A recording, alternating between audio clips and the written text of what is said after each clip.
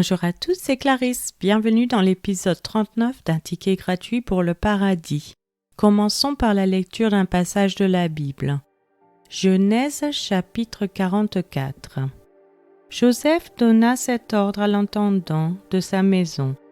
Remplis de vivres les sacs de ces gens, autant qu'ils en pourront porter, et mets l'argent de chacun à l'entrée de son sac. Tu mettras aussi ma coupe, la coupe d'argent, à l'entrée du sac du plus jeune avec l'argent de son blé. L'intendant fit ce que Joseph lui avait ordonné. Le matin, dès qu'il fit jour, on renvoya ces gens avec leurs ânes. Ils étaient sortis de la ville et ils n'en étaient guère éloignés lorsque Joseph dit à son intendant : « Lève-toi, poursuis ces gens et quand tu les auras atteints, tu leur diras : Pourquoi avez-vous rendu le mal pour le bien ? N'avez-vous pas la coupe dans laquelle boit mon Seigneur et dont il se sert pour deviner ? Vous avez mal fait d'agir ainsi. » L'intendant les atteignit et leur dit ces mêmes paroles. Ils lui répondirent : « Pourquoi mon Seigneur parle-t-il de la sorte ? Dieu préserve tes serviteurs d'avoir commis une telle action. Voici, nous t'avons rapporté du pays de Canaan l'argent que nous avons trouvé à l'entrée de nos sacs.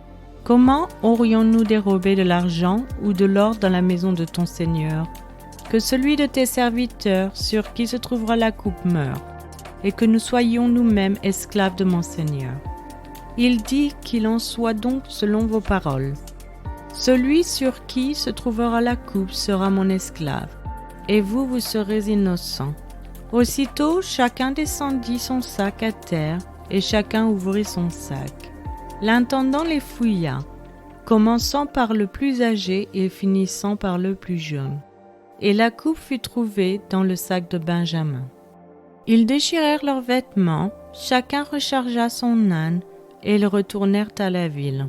Judas et ses frères arrivèrent à la maison de Joseph, où il était encore, et ils se prosternèrent en terre devant lui. Joseph leur dit : « Quelle action avez-vous faite ? Ne savez-vous pas qu'un homme comme moi a le pouvoir de deviner ? » Judas répondit : « Que dirons-nous à mon Seigneur ? Comment parlerons-nous ? Comment nous justifierons-nous ? Dieu a trouvé l'iniquité de tes serviteurs. Nous voici esclaves de mon Seigneur, nous et celui qui s'est trouvé la coupe. » Et Joseph dit : « Dieu me garde de faire cela. L'homme sur qui la coupe a été trouvée sera mon esclave.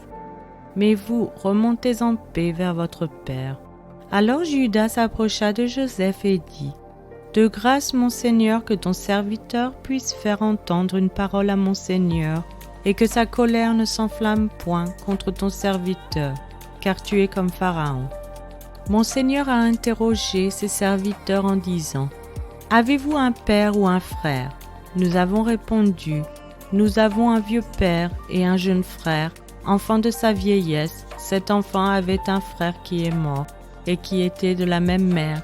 Il reste seul et son père l'aime. Tu as dit à tes serviteurs : faites-le descendre vers moi et que je le voie de mes propres yeux. Nous avons répondu à mon Seigneur : l'enfant ne peut pas quitter son père. S'il le quitte, son père mourra.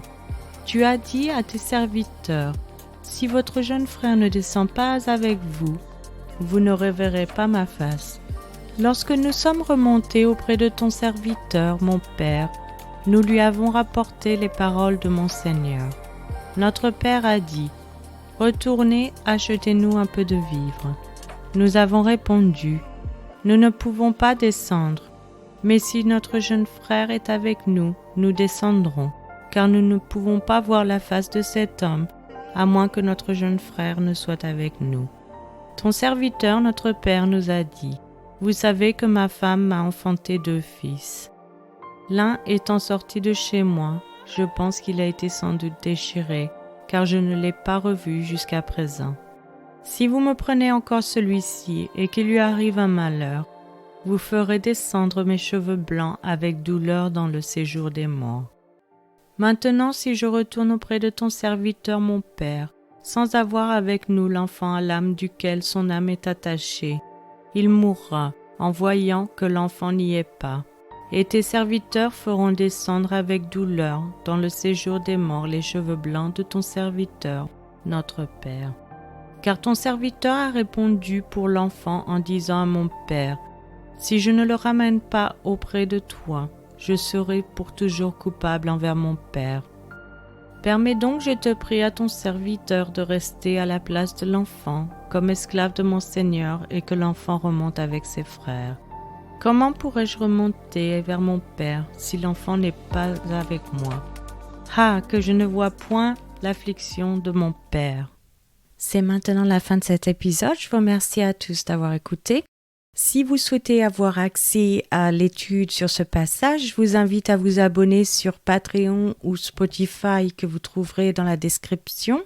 Je vous donne rendez-vous dans les prochains épisodes qui sont diffusés chaque mercredi et dimanche matin, 7h, heure française.